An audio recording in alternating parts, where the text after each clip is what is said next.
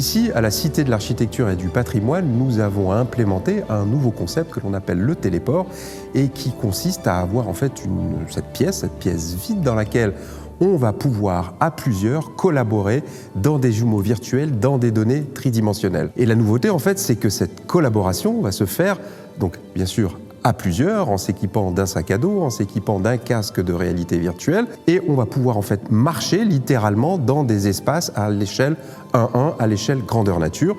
Et nous développons donc ici des composants qui facilitent à la fois la mise en œuvre de ces scénarios de déambulation.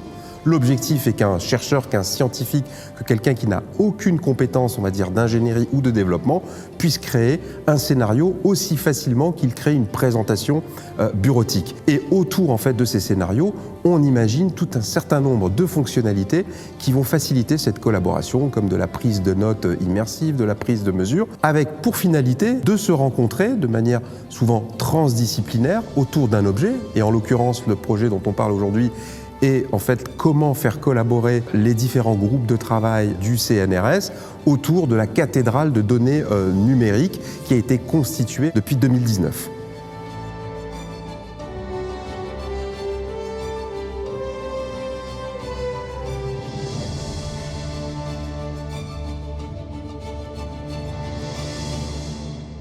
Ce qui est très intéressant dans la collaboration avec Dassault Systèmes et dans l'outil qu'ils développent, c'est la rapidité par laquelle on a la possibilité donc de réunir des données, de les préparer sous forme d'une sorte de présentation tridimensionnelle, ce qui permet quelque part, à partir de l'insertion des données, de les distribuer au sein d'un scénario, de pouvoir y avoir accès très rapidement. Donc, ceci permet quelque part de préparer sa présentation, préparer sa réunion dans un environnement virtuel, inviter des personnes et donc les inviter à une confrontation autour de ces données dans cet espace hybride.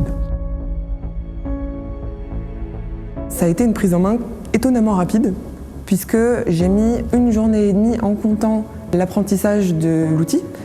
Et j'ai trouvé ça extrêmement facile à manipuler. Puis aussi, le versement des données était extrêmement simple, puisqu'on part directement d'un modèle 3D qu'on peut implémenter à l'intérieur, à l'échelle, et manipuler directement. Le fait de pouvoir se promener dans un ouvrage qui est partiellement détruit et de voir en fait le avant-après, le fait de pouvoir spatialiser certains détails permet de bien mieux comprendre comment était conçu l'ouvrage. Rien que ça c'est énorme pour nous. On peut s'adresser à un large public, tout comme on peut sur la même séquence de 5 minutes l'étendre à un public un peu plus averti et décliner cette séquence-là en des explications qui vont durer 20, 25 minutes ou 30 minutes. Si vous voulez, je pense qu'il ne faut pas qu'on sépare le réel du virtuel. Il faut que le virtuel il nous aide à comprendre ce qu'on peut véritablement voir dans le monde réel. Et je ne suis pas partisan d'un musée totalement virtuel, par exemple. Vous voyez, je suis partisan d'un musée réel, mais qui, grâce à des outils numériques aussi innovants que ceux-ci, sont rendus plus accessibles et plus compréhensibles pour un public très large.